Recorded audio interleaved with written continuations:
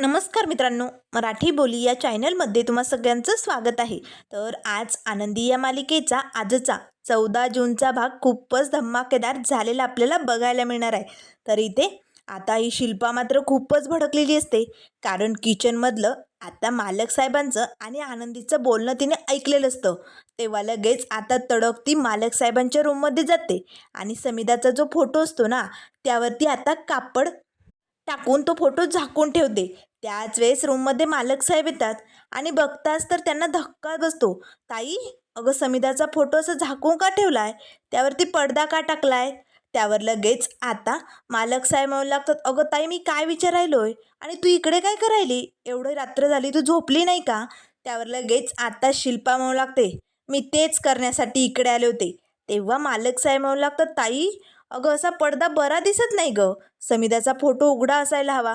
आता मालक साहेब तो पडदा लगेच काढून घेतात. त्याच वेळेस आता लगेच शिल्पा म्हणू लागते, मी जे करत होते ना, ते तुझं कृत्य आणि तुझी वागणूक बघून करत होते. अरे काय चालू आहे तुझं? त्यावर मालक साहेब म्हणू लागतात, काय झालं ताई, माझं काही चुकलं का? तेव्हा लगेच आता शिल्पा म्हणू लागते, चूक? मोठी चूक केलीस तू. अरे तू एवढा कसा वाहवत गेला रे? त्या पोरीने एक फोन काय केला, तुझं कौतुक काय केलं, लगेच तुला लय आवडलं ते, आणि किचनमध्ये जाऊन तिचं कौतुक करून तिला बक्षीस देत होता. हे अजिबात पटलेलं नाही आहे मला. त्यावर लगेच मालक साहेब म्हणू लागतात, ताई ताई, तुझा गैरसमज झालाय ग, असं काय बी नाही आहे. त्यावर लगेच आता शिल्पा म्हणू लागते, असं नाही आहे मग कसं आहे, सांग ना. तुमच्या दोघांचं किचनमधलं बोलणं ऐकलंय. अरे चांगला करारी रुबाब असणारा माणूस किचनमध्ये जातो काय? एका फोनने लगेच त्या पोरीचं कौतुक करतो काय? याचा अर्थ तू समिधाचं प्रेम विसरला युगंधर. तेव्हा मालक साहेब म्हणू लागतात, ताई अगं तो साधा फोन होता, काळजीपोटी. त्यावर लगेच शिल्पा म्हणू लागते, नाही युगंधर, तुला ठाऊक आहे का, आज घरात किट्टी पार्टी होती. माझ्या मैत्रिणी इकडे आल्या होत्या आणि त्यांनी आनंदीला गेममध्ये सामील केलं होतं, आणि म्हणूनच त्यांनी आनंदीला फोर्स केलं की तुझ्या नवऱ्याला फोन लाव आणि त्याचं कौतुक कर. म्हणून त्या पोरीने तुझं कौतुक केलं आणि ते तुला एवढं आवडलं, तू एवढा भाळला गेला की लगेच तिच्याजवळ जाऊन तिचं कौतुक करायला लागला.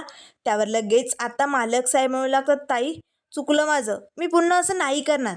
त्यावर लगेच आता शिल्पा म्हणू लागते, बास युगंधर, तुला आठवतंय तू तुझ्या बायकोला काय वचन दिलं होतं?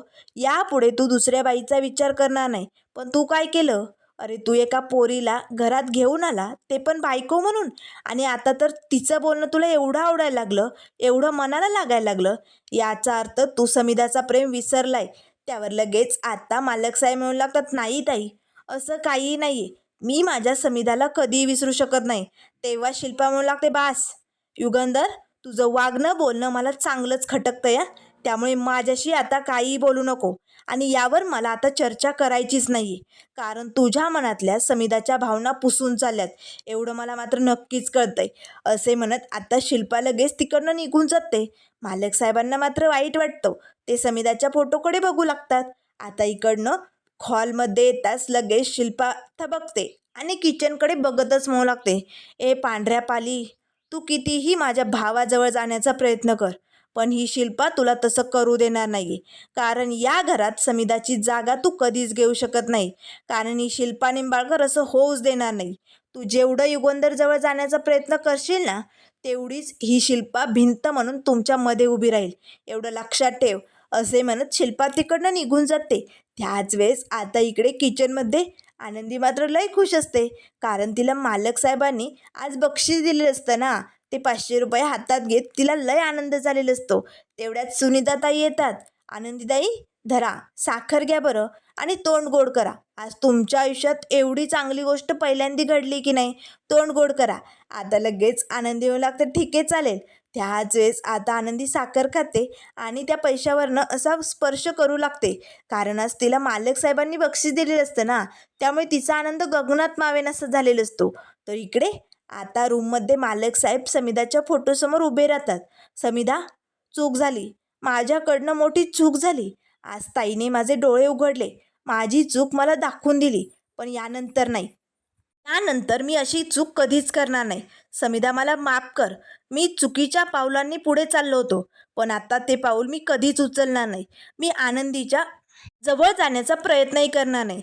मी आनंदीपासनं 4 पावलं लांबच राहण्याचा प्रयत्न ठेवेन, असे म्हणत आता मालक साहेब हात जोडून समीदाची माफी मागू लागतात. तर त्यानंतर इकडे आता संध्याकाळची वेळ झालेली असते. आता माई आणि बापू रूममध्ये बेडवरती बसलेले असतात. पण माई मात्र खूप टेन्शनमध्ये असतात. तेव्हा बापू म्हणू लागतात, काय गं अगं काय झाले तुला? अगं आज घरात एवढे जण किती दिवसांनी आनंदात होते आणि तू अशी तोंड पाडून का बसली? कसलं टेन्शन आलंय तुला? बघितलं ना युगंधर किती खुश होता आज? त्यावर लगेच माई म्हणू लागतात, आनंद होता हो, पण एक दिवस चांगला गेला म्हणजे सगळी आयुष्यातली गणितं सुटली असं नसतं ना. उद्याचं काय? अहो जोपर्यंत शिल्पामध्ये आहे ना तोपर्यंत युगंधर आणि आनंदीचं नातं समेटलं जाणार नाही. आणि जोवर त्यांचं नातं ठीक होत नाही तोवर आनंदीला सुखाचे दिवस भेटणार नाही हो. तिचीच काळजी वाटते मला. त्यावर लगेच आता बापू म्हणू लागतात, हे बघ त्यांचं आयुष्य आहे, त्यांचे निर्णय, त्यांचं ते बघून घेतील, आपण कशाला टेन्शन घ्यायचं? त्यावर माई म्हणू लागतात, अरे बापरे, लगेच त्यांचं आयुष्य त्यांचं टेन्शन? अहो ती आनंदी आपली कोणीच नाही आहे का? आज जर तिच्या जागेवर आपली समिधा असती तर मग आपण असंच बोललो असतो का? अहो खरंच खूप भोळी भाबडी पोर आहे हो. मला तिची लय काळजी वाटते, म्हणून दुसरं काहीच नाही. त्यावर लगेच बापू म्हणू लागतात, हे बघ तुला तिची काळजी वाटणं साहजिक आहे, पण माझा युगंधरवर पूर्ण विश्वास आहे. अगं खरेपणा, दुसऱ्यांची मनं जपणं हे त्याला चांगलं जमतं गं. आणि आनंदीची तो योग्य पद्धतीनेच काळजी घेईल. बघ एक दिवस असा येईल की आनंदी आणि युगंधरचं नातं नक्की फुलेल. पण हे बघ, हे होण्याआधी तुला आराम करावा लागेल. तुझी तब्येत बरी असली पाहिजे. चल आता पटकन झोपून घे. आणि जर तुला बरं वाटत नसेल तर उद्या सकाळी आपण मस्त मंदिरात जाऊन येऊया. तिकडे गेले ना की मन कसं हलकं झाल्यासारखं वाटतं. तेव्हा माई म्हणू लागतात, अगदी माझ्या मनातलं बोलला. बरं झालं, उद्या आपण नक्की मंदिरात जाऊ सकाळी सकाळी, कारण मला तिकडे जाऊन आनंदीसाठी साकडं घालायचंय. देवाकडे प्रार्थना केली तर आनंदीच्या आयुष्यात नक्कीच लवकरात लवकर सुखाचे दिवस येतील. तेव्हा बापू म्हणू लागतात, घाल घाल, देवाकडे ना साकडं घाल आनंदीसाठी. चल झोप बरं आता. तर त्यानंतर इकडे आता या राक्षसी विद्याधरच्या रूममध्ये अगदी राक्षसासारखा बेडवरती हा विद्याधर झोपलेला असतो.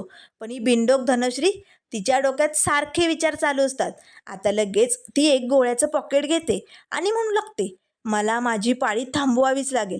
काय बी झालं तरी हे 4 दिवस मला हातातनं जाऊ द्यायचे नाही आहेत, असे म्हणत आता त्या पॉकेटमधनं लगेच ती एक गोळी घेते आणि आता विद्याधरकडे बघतच म्हणू लागते, काय बी झालं तरी हे 4 दिवस मी हातनं जाऊ देणार नाही.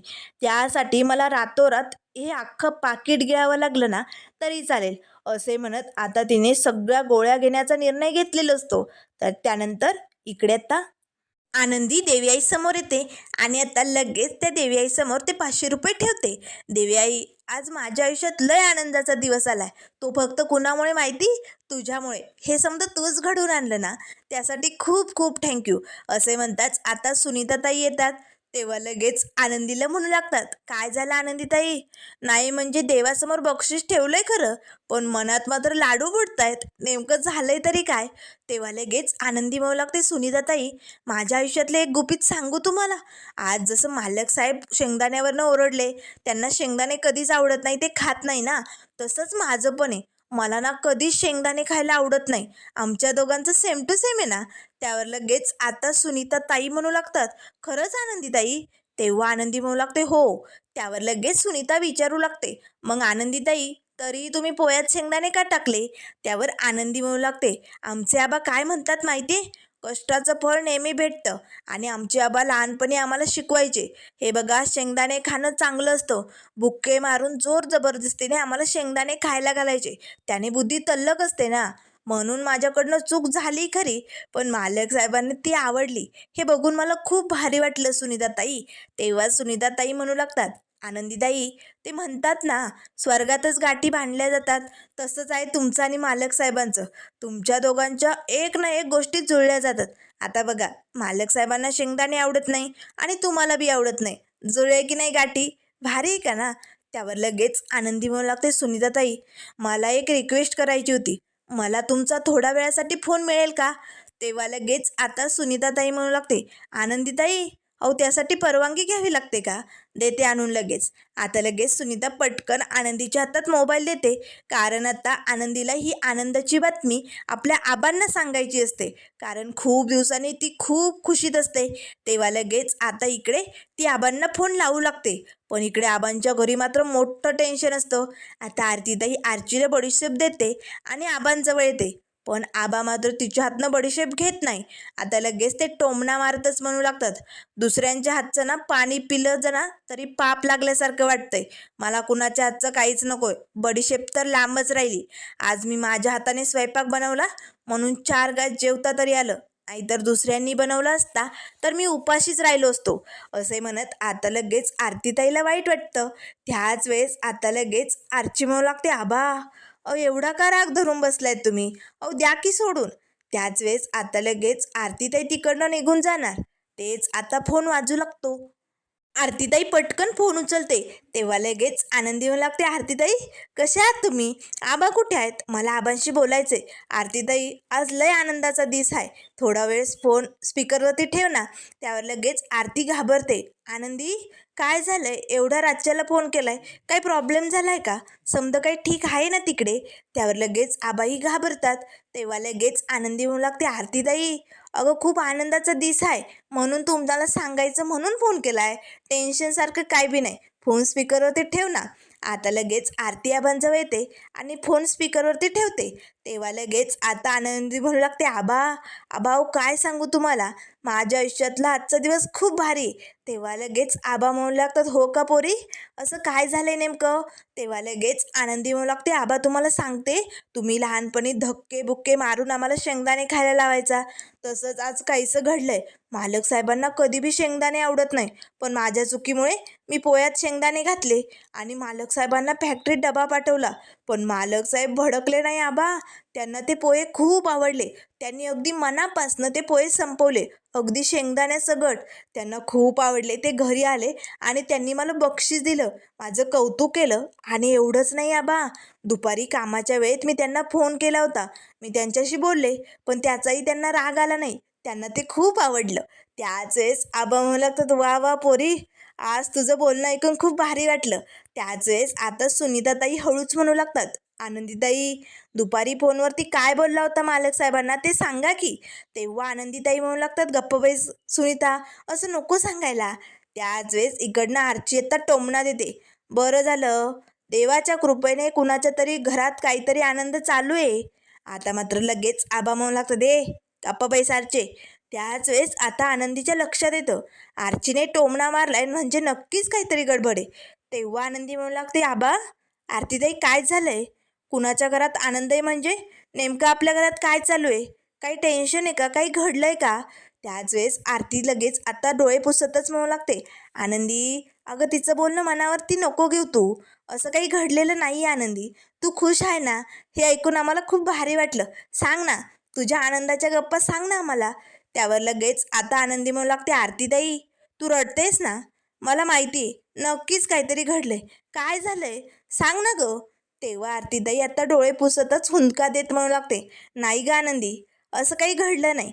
असे म्हणताच आरतीताई फोन खाली ठेवते आणि रडतच तिकडनं बाहेर निघून जाते. त्याच वेळेस आनंदीला टेन्शन येतं, नेमकं काय झालं असेल. तेव्हा ती आबांना विचारू लागते, आबा मला सांगा ना काय घडलंय तिकडे. तेव्हा आबा म्हणू लागतात, हे बघ आनंदी, तू या घरचीच एक सदस्य आहे, तू या आबाची हक्केदार आहे आणि तू जेव्हा केव्हा काय विचारले ना तेव्हा हा आबा तुला नक्कीच सांगेल. पण आज तुझ्या आयुष्यात एवढा चांगला दिवस आहे, एवढा आनंद झालाय तुला, मग उगाच कशाला तुझा आनंद वाया घालवायचा. मी नंतर सांगे ना तुला. बरं चल ठेव फोन, आता रात्र झाली, आमची झोपण्याची तयारी झाली, ठेवू का? असे म्हणताच आबा फोन ठेवतात. पण आनंदीला मात्र टेन्शन आलेलं असतं. तेवढ्यात सुनीताताई विचारू लागतात, आनंदीताई काय झालंय? तेव्हा आनंदी हसतच म्हणू लागते, कुठे काय, काही नाही. बरं थँक्यू हा सुनीताताई. तेव्हा सुनीताताई म्हणू लागतात, आनंदीताई नो थँक्यू नो सॉरी, आपल्यात असं काही नसतं. बरं चला तुमचं अंथरूण टाकलंय, तुम्ही झोपून घ्या.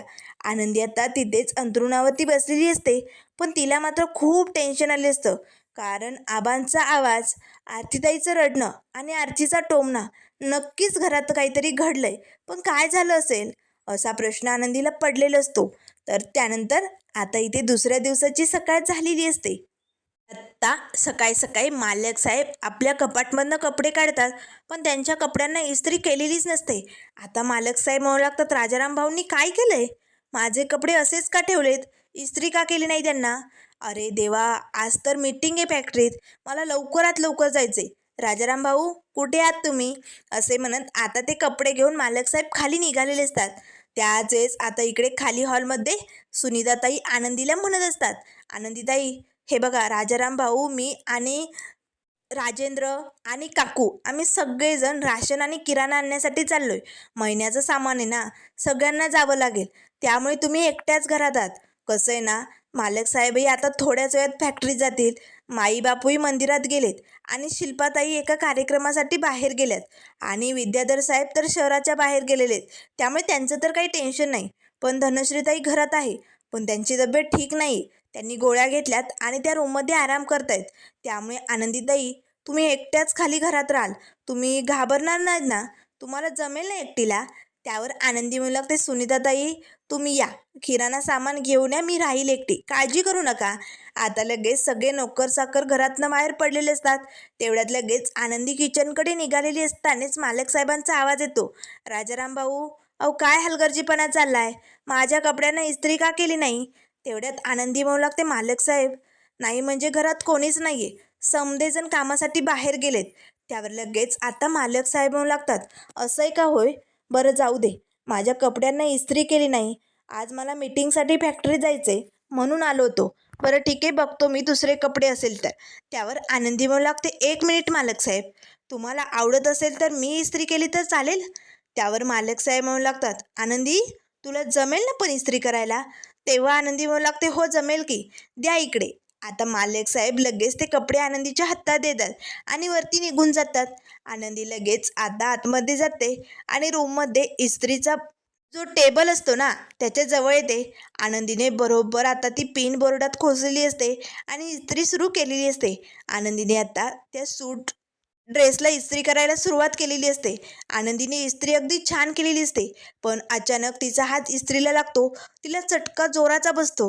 आता मात्र तिच्या डोळ्यातनं पाणी आलेलं असतं, पण तरी आनंदी मात्र आता इस्त्री चांगली करत असते.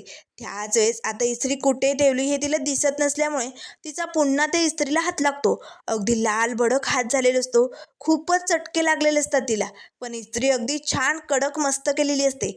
त्याच वेळेस आता लगेच आनंदी ते कपडे घेऊन रूममधनं बाहेर पडणार. तेवढ्यात मालक साहेब येतात आणि आता आनंदी त्यांना धडकते. तेव्हा लगेच आता आनंदी म्हणू लागते, सॉरी मालक साहेब, चुकून झालं. त्याच वेळेस मालक साहेब म्हणू लागतात, झाली का इस्त्री? आनंदी पटकन आता ज्या हाताला चटके बसलेले असतात ना तो हात पाठीमागे लपवते आणि म्हणू लागते, हो मालक साहेब, झाली की. आता लगेच आनंदी ते कपडे मालक साहेबांच्या हातात देते. मालक साहेब तिकडनं आपल्या रूममध्ये निघून जातात, पण आनंदीला मात्र खूप त्रास होत असतो. तिचे हात अगदी लाल भडक झालेले असतात. आता मात्र ती आपल्या हातांना फुंकर मारू लागते. तर त्यानंतर मित्रांनो, पुढील भागामध्ये आता मोठा ट्विस्ट आपल्याला बघायला भेटणार आहे. इथे मालक साहेब फॅक्टरीत गेलेले असतात.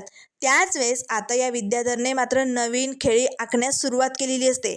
आता जो फॅक्टरीतला पिऊन असतो ना त्याला पैसे देऊन आता या विद्याधरने डाव टाकलेले असतो. आता तो पिऊन मालक साहेबांसाठी ज्यूस घेऊन येतो आणि मालक साहेबांना म्हणू लागतो, घ्या मालक साहेब, थंडगार ज्यूस घ्या. त्याच वेळेस मालक साहेब ते ज्यूस पिऊ लागतात. आता लगेच तो पिऊन बाजूला जातो आणि विद्याधरला फोन करतो, मालक साहेब तुमचं काम झालं. मालक साहेबांनी ज्यूस संपवलं बरं का. जसं ज्यूस संपेल तसं मालक साहेबांना चक्कर आल्यासारखं वाटू लागतं. तर इकडे आता घरी आनंदी एकटीच असते. धनुश्रीला मात्र खूप त्रास व्हायला लागतो, कारण तिने त्या पाकिटभर गोळ्या घेतलेल्या असताना वेडापणा आता तिला चांगलाच भोवलेला असतो. आनंदी मात्र लगेच धनश्रीच्या रूममध्ये येते. काय होतंय धनश्रीताई, तुम्हाला तुम्हाला बरं वाटत नाही आहे का? तेवढ्यात आनंदीचा पाय आता त्या पॉकेटवरती पडतो. आता मात्र धनश्रीताईने एवढ्या गोळ्या घेतल्या हे बघून आता आनंदीला धक्काच बसतो. आनंदी आता तिला पिण्यासाठी पाणी देते. तरी इकडे विद्याधर मात्र लय खुश होतो, दादा आता ज्यूस पिऊन तू मस्त आराम कर, कसलं बी टेन्शन घेऊ नको, कारण आता आनंदी साम्राज्य फक्त या विद्याधरचंच असणार आहे. आज हवेलीत कोण बी नाही. ती धनश्री त्या गोळ्या घेऊन कलमडून पडली असेल, आता फक्त आनंदी माझी, असे म्हणताच आता हा विद्याधर कसा चकवा देऊन हवेलीत येणार. पण मात्र मालक साहेब आनंदीला कसं आता त्याच्या तावडीतनं वाचवणार, पुढे काय काय होणार हे सगळं लवकरच बघायला मिळेल. त्यामुळे मित्रांनो, अशाच मालिकेंच्या अपडेट पाहण्यासाठी चॅनलला लाईक करा, सबस्क्राईब करा. व्हिडिओ पाहिल्याबद्दल धन्यवाद.